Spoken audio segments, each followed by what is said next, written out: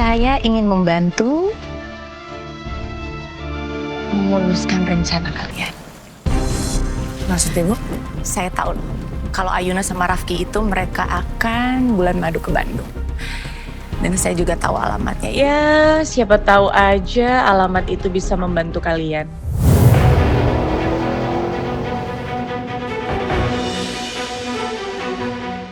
Kamu nggak bercanda kan? Enggak, ini remnya nggak bisa, Ayuna.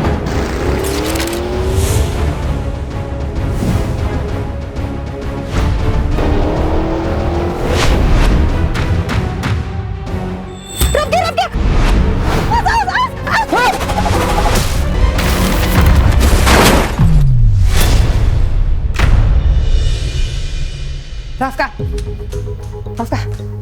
kamu tahu nggak sih? Ayuna sama Rafki mau bulan madu ke Bandung.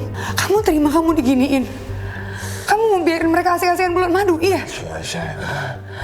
Siapa? Sheila.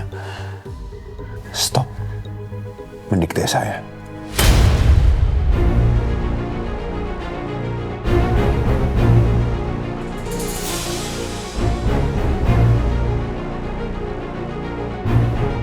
Jadi benar, Pak Rafka tinggal di rumah Pak Tristan.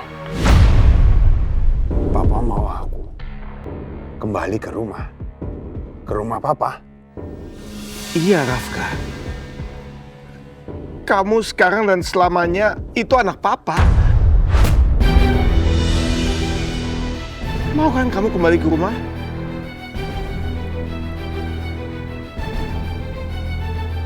Oke. Aku akan kembali ke rumah.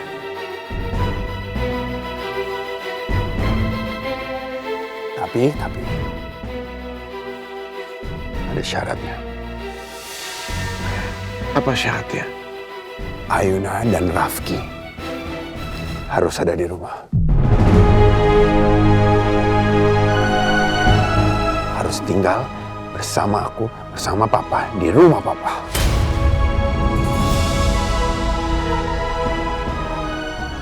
Ayuna kan istri aku, Pak.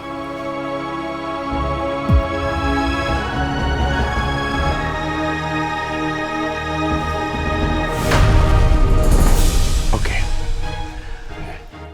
Papa setuju. Papa akan ikutin kemauan kamu. Dan kita semua akan tinggal serumah.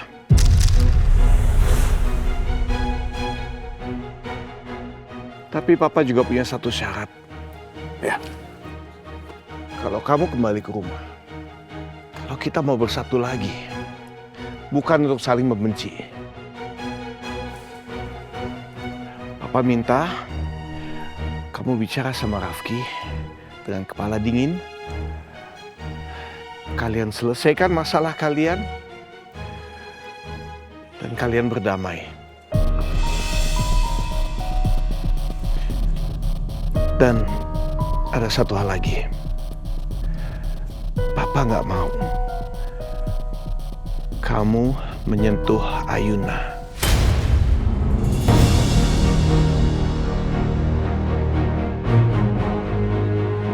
Rafka, dengerin. Ayuna adalah istrinya Rafki.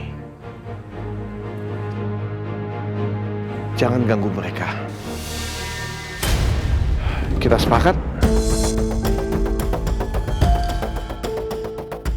Yang penting aku bisa berada dulu di lingkaran Ayuna dan Rafki. Baru setelah itu aku jalankan rencana balas dendam aku. Oke, Pak.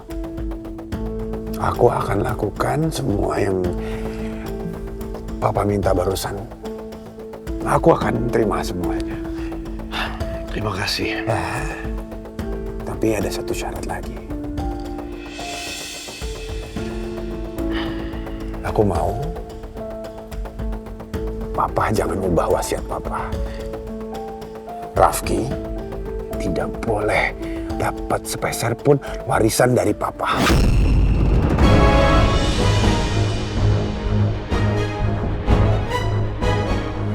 Itu syarat aku yang terakhir. Itu gak adil. Papa dulu menjanjikan semuanya untuk kamu. Karena informasi yang Papa terima adalah bahwa Rafki itu sudah meninggal saat dia kecelakaan. Tapi ternyata Rafki masih hidup. Kalian dua-duanya anak Papa. Papa harus bersikap adil sama kalian. Dengerin dulu. Dan bukan cuma kamu dan Rafki doang. Tapi selama Mama Nila masih ada, dia pun harus mendapatkan bagiannya. Jadi Papa bilang adil. Ya, Papa masih berani ngomongin adil? Setelah apa yang Rafki sudah lakukan ke aku? Itu yang Papa bilang adil.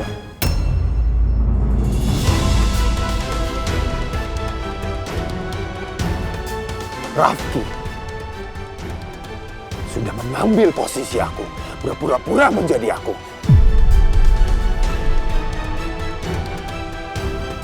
Rafki nggak boleh dapat sepeser pun. Ya, anggap aja lah ini sebagai kompensasi apa yang sudah dia lakukan ke aku, Pak. Kejahatan apa yang sudah dia lakukan ke aku. Papa bisa terima atau tidak? Papa bisa terima. Kamu tahu kenapa? Karena Rafki sama sekali nggak mengejar harta Papa. Rafki nggak gila harta. Jadi, Papa terima. Itu yang aku mau. Itu yang aku mau. Ya sudah. Kalau begitu, sekarang kita pulang ya. Supaya kamu bisa melanjutkan pengobatan kamu di rumah. Aku akan pulang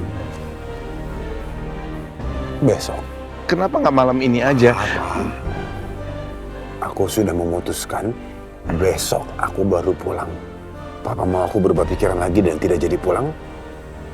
Enggak. Hah? Kita ikutin kemauan kamu. Besok aku akan pulang.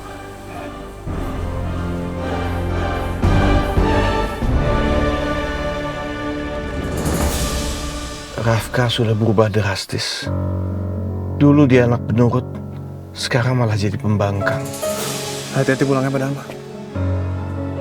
Maaf, sikap saya defensif tadi. Terima kasih. Tristan, saya mau tanya sama kamu. Bagaimana caranya Rafka bisa sampai ada di rumah kamu?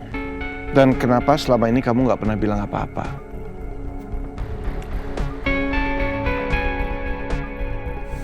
Sebenarnya saya nggak bermaksud apa-apa, Pak.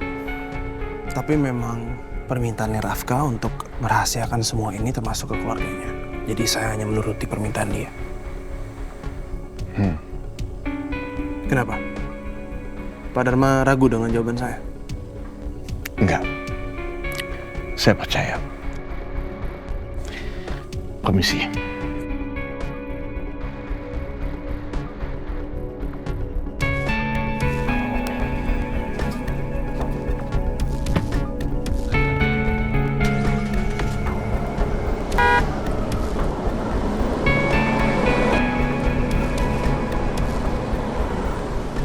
Apa rencana Rafka sampai dia mutusin buat pulang?